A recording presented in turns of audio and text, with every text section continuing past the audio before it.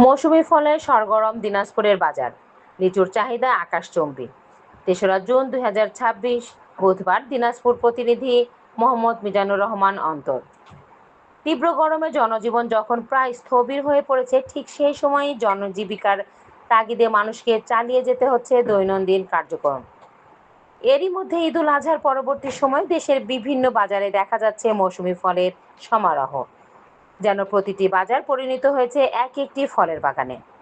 গ্রীষ্মকালীন জনপ্রিয় ফল আম, জাম, কাঁঠাল, লিচু সহ নানা ধরনের দেশীয় ফল বাজারে উঠতে শুরু করেছে। দেশের লিচুর রাজধানী হিসেবে পরিচিত দিনাজপুর জেলাও এই মৌসুমে ব্যস্ত সময় পার করছে। বাজারে বিভিন্ন জাতের লিচু উঠলেও ক্রেতাদের আগ্রহ সবচেয়ে বেশি লিচুকে ঘিরে। লিচুর আকার, রং ও মান ভেদে নির্ধারিত হচ্ছে এর দাম। বর্তমানে বাজারে এলাচি বেদানা, চায়না 3, চায়না 4 এবং মাদ্রাজি জাতের লিচু পাওয়া যাচ্ছে। বর্তমান বাজার দর অনুযায়ী এলাচি বেদানা লিচু প্রতি শ ৬৫০ থেকে ৮০০ টাকা দর। বেদানা জাতের লিচু প্রতি শ ৬০০ থেকে ৭০০ টাকা। চায়না 3 জাতের লিচু প্রতি শ ৮০০ থেকে ১৩০০ টাকা। মাদ্রাজি লিচু প্রতি শ ২৫০ থেকে ৩৫০ টাকায় বিক্রি হচ্ছে।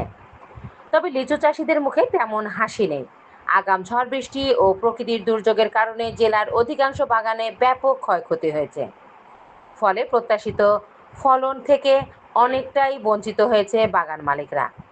চাষিদের মতে, দিনাজপুরের বিভিন্ন জাতের লিচু বাজারে উঠলেও দেশের বিভিন্ন জেলা এবং বিদেশ রপ্তানিযোগ্য চাহিদার শীর্ষে থাকা চায়না 4 জাতের লিচু এখনও পুরোপুরি বাজারে আসেনি।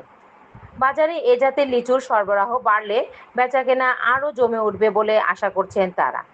বাংলাদেশ কৃষিপ্রধান দেশ।